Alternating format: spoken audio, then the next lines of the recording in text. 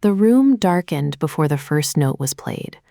It was one of those southern evenings when the air felt heavy even indoors, when the velvet curtains behind the stage held in the heat and the smell of perfume, cigarette smoke, and anticipation mixed into something almost electric. Thousands had come to see Elvis Presley that night, and they expected what they had always expected: confidence, charm, power, and the familiar thrill of hearing a voice that seemed larger than the room itself. But those closest to the stage would later say something felt different before he even appeared. The musicians noticed it first. They stood ready under the lights, adjusting instruments, glancing toward the wings where Elvis usually waited with restless energy. Instead, there was silence. Not the calm silence of preparation, but the strained kind that settles when no one wants to ask a question. When he finally stepped out, the applause shook the room. Yet even in that thunder, there was a pause from those who knew him well. He smiled, but it arrived half a second late. He waved, but the movement looked practiced rather than natural. And when he reached the microphone, he gripped it with both hands for a moment, as if steadying himself against something invisible. The crowd didn't understand what they were seeing. To them, he was still the king. To the people on stage, he looked like a man carrying news too heavy to set down. Earlier that afternoon, a phone call had reached him backstage. No cameras captured it. No reporters wrote it down in that moment. But those nearby remembered how his expression changed, how he looked past the room as if hearing something from very far away. He said little afterward. He thanked the person on the line, placed the receiver down gently, and sat in silence longer than anyone expected. Then he asked for a few minutes alone. No one pressed him. In Elvis's world, where people constantly asked for something, silence was often the only kindness left to give. When showtime came, he walked out because that was what he always did. Performance was duty. Applause was expected. But grief does not wait for schedules, and sorrow rarely asks permission before arriving. The first songs went smoothly enough. Upbeat numbers, familiar movements. The audience screamed on cue, laughed when he joked, clapped when he pointed toward the balcony. Yet anyone listening closely could hear small changes. Certain phrases were shortened. Some notes were softened instead of attacked with force. He let the backup singers carry lines he would once have stretched dramatically himself. It was subtle, almost impossible for casual listeners to name, but the old certainty had cracks in it. Then came one of the songs people had traveled miles to hear. It had once been a crowd favorite, warm, romantic, full of easy confidence. The band started the introduction exactly as rehearsed. Elvis closed his eyes before singing the first line. When he opened them again, the room had changed.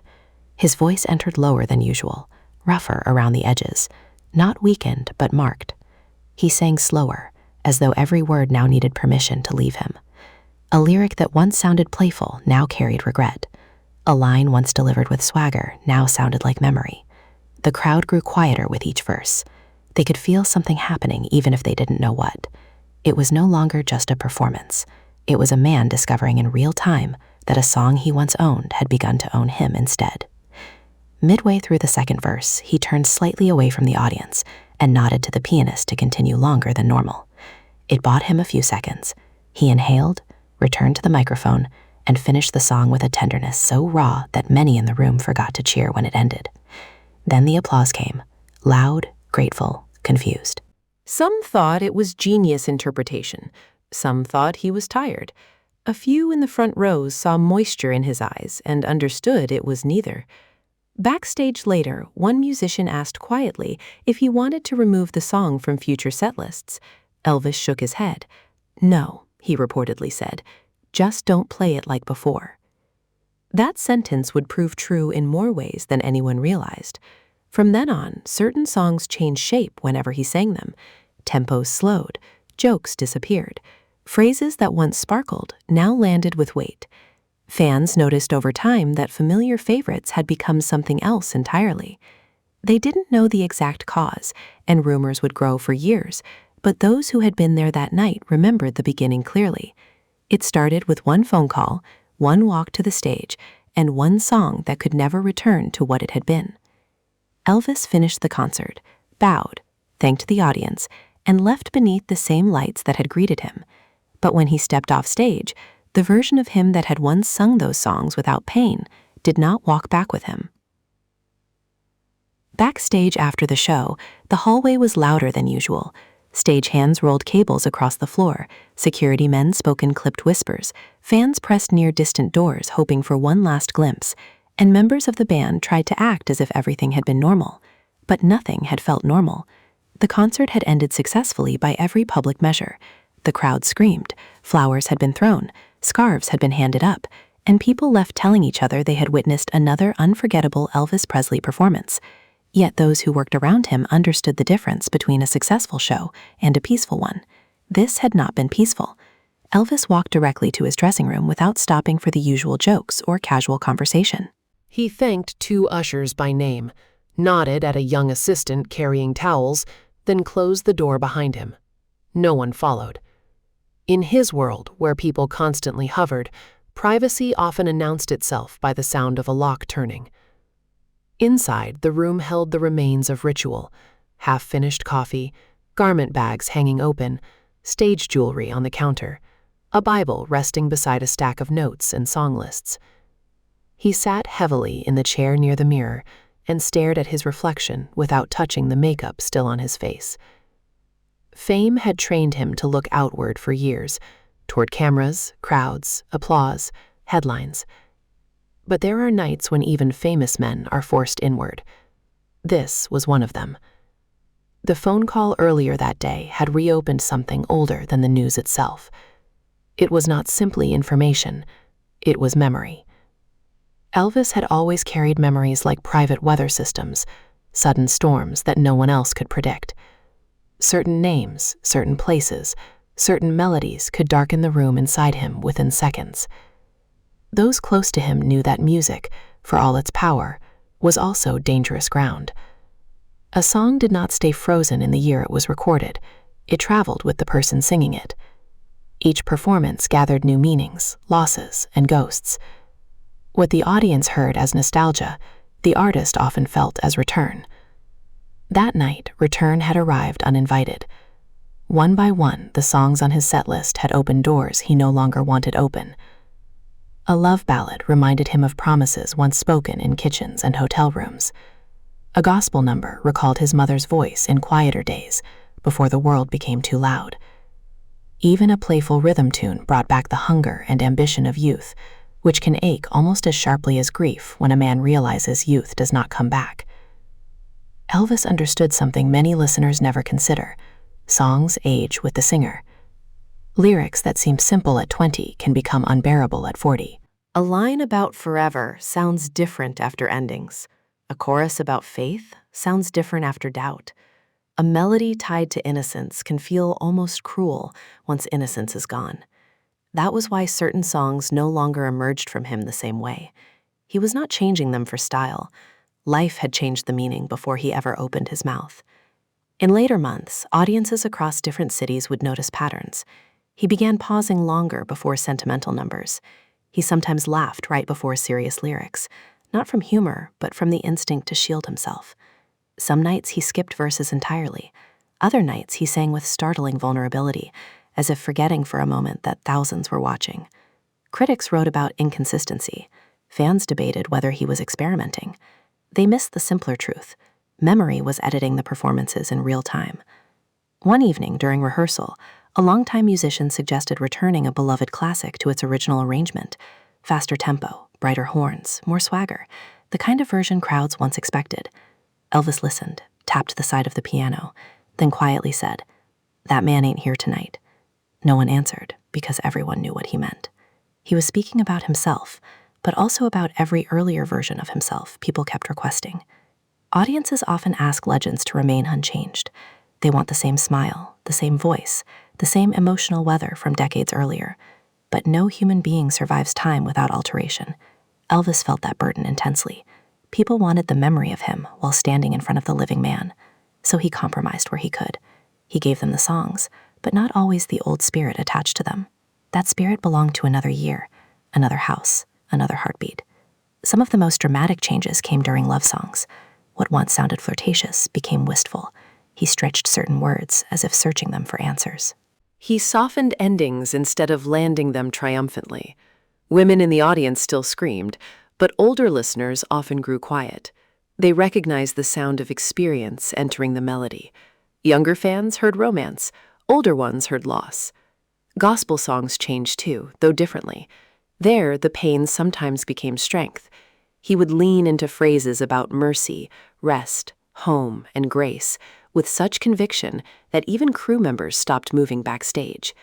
In those moments, he did not seem like a celebrity performing religion. He seemed like a tired man, reaching towards something steady.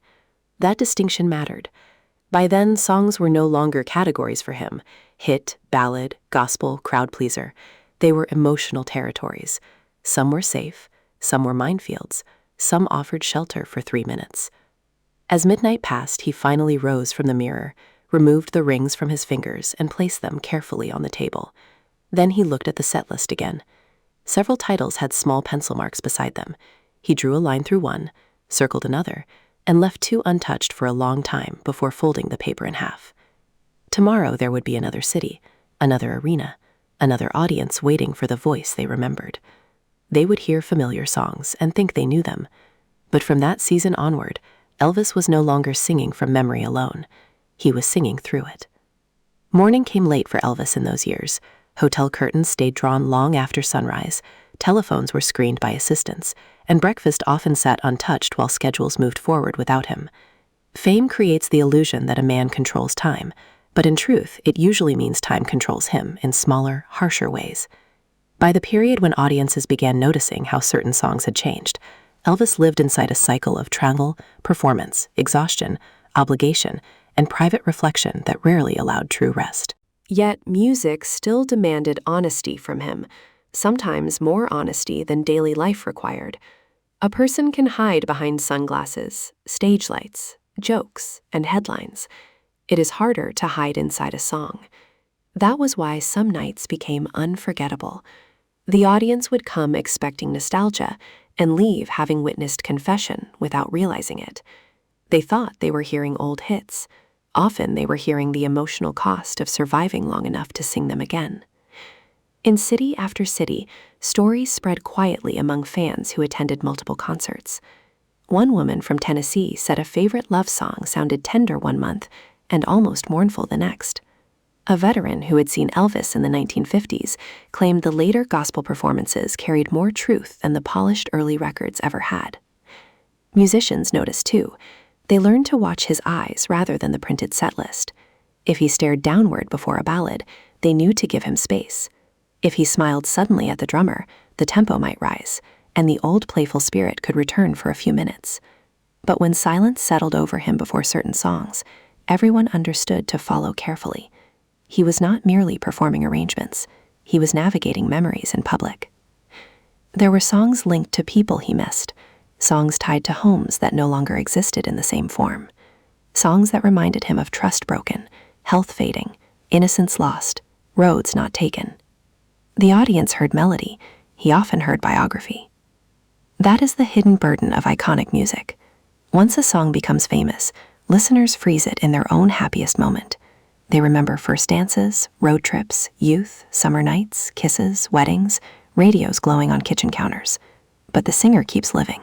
He gathers heartbreak after the record is pressed. He buries people. He disappoints others and himself. He wakes tired. He wonders what remains real. Then he must return to the microphone and deliver the same chorus as if untouched by time. Elvis could do it when necessary. He still had charisma, instinct, and the ability to command a room with a glance. Yet the deeper magic in those later years was different. He stopped pretending songs were simple. He let them carry scars. That is why some performances from the era move listeners even now. The notes are not always perfect. The breathing is not always smooth. The timing sometimes slips. But truth enters where polish once stood. And truth, when heard, can be more powerful than precision. One night after a concert, a younger singer asked him how to keep songs fresh after performing them hundreds of times. Elvis reportedly thought for a moment before answering, "Live long enough and they'll change themselves." It was a brief line, almost tossed away, but it explained everything. Songs changed because he changed. They darkened where life had darkened him. They softened where pain had humbled him. They deepened where experience had carved space inside him. Even joy sounded different after sorrow, especially joy. In his final seasons, certain numbers became almost sacred moments. When he approached them, the room sensed it. Conversation stopped, cameras lowered. Even people who came for spectacle felt something more serious was happening. He might close his eyes before the first lyric, hold the microphone with both hands, and sing not to impress, but to reach somewhere beyond the room. Those were the nights when fans cried quietly, without knowing exactly why. They were hearing a man use familiar words to say unfamiliar things. By then, the songs belonged partly to the public and partly to history, but in those moments, they returned briefly to the private man singing them. After his passing, many listeners went back to compare the early recordings with the later live versions. They noticed what concertgoers had sensed in real time. The same titles carried different souls. Youthful swagger had become reflection. Easy romance had become longing. Certainty had become prayer. What changed was not the melody on paper.